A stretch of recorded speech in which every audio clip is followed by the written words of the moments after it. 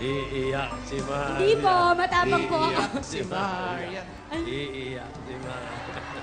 Yan. Yes! Kasi nga, naghanda kami ng ganito. Unang-una, magpapakasal ka. Siyempre, magbabakasyon ka.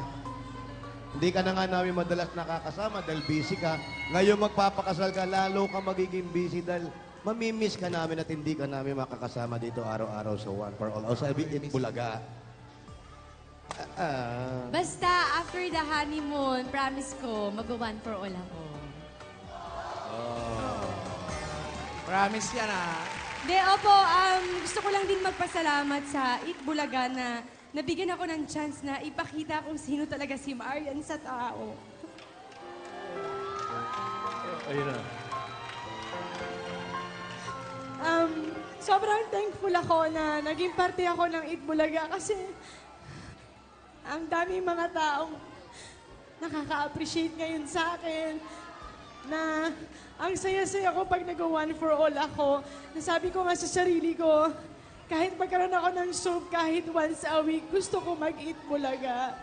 Kasi ang saya ko na walang pretension, walang script. Kung ano yung nakikita ng tao sa'yo, yun na yun. So, salamat sa pagmamahal nyo. Basta, sobrang saya ko na naging parte ako ng Eat Bulaga.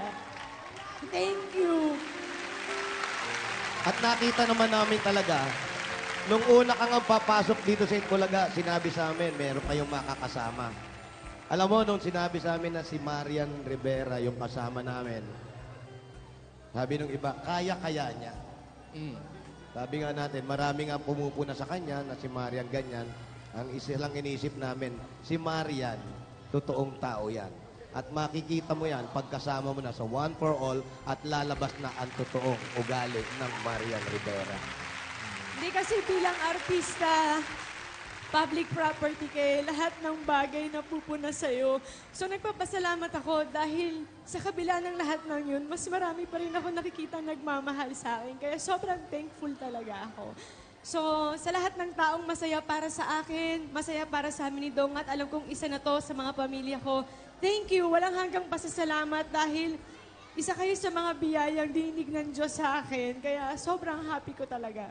Kami rin naman, masaya Okay, kami. now you. in Thank you. English naman. Now. Yan, English.